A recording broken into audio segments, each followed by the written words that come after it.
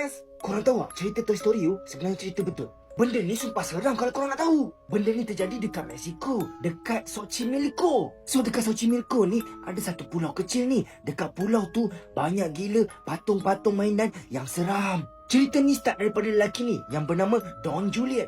Don Julian ni pada satu hari ni dia pergilah dekat pulau tu. Tapi masa dia pergi tu, tiba-tiba dia ternampak macam ada satu anak patung yang terapung dekat dalam air. Don Julian ni ingat yang dulu dekat situ ada satu perempuan yang mati lemas dekat situ. So dia ingat anak patung yang terapung tu kepunyaan si roh perempuan tu lah. So apa dia buat? Dia pun ambil anak patung tu, lepas tu dia gantung dekat pokok dekat situ. Kenapa dia buat macam tu? Sebab dia rasa macam kalau dia letak anak patung kat situ, dia rasa macam benda tu boleh menenangkan roh perempuan yang mati lemas tu lah. Tapi lama kelamaan Don Julian selalu datang kat situ, dia rasa macam satu anak patung ni macam tak cukup. So dia rasa macam kena tambah. Dia rasa yang macam perempuan yang mati tu macam tak tenang lah sebab ada satu anak patung je. So dia pun belilah banyak-banyak, dia letak dekat situ. Disebabkan Don Julian ni selalu buat macam ni, so ramai orang yang datang dekat situ, diorang cakap yang diorang nampak anak-anak patung tu kadang-kadang bergerak sendiri. Kadang-kadang diorang dengar yang anak-anak patung tu berbisik-bisik sama sendiri. Dan yang paling seram ni, malam-malam memang orang tak lalu dekat situ. Sebab apa? Diorang cakap benda-benda tu memang bergerak tengok diorang. So tempat tu, orang namakan tempat tu sebagai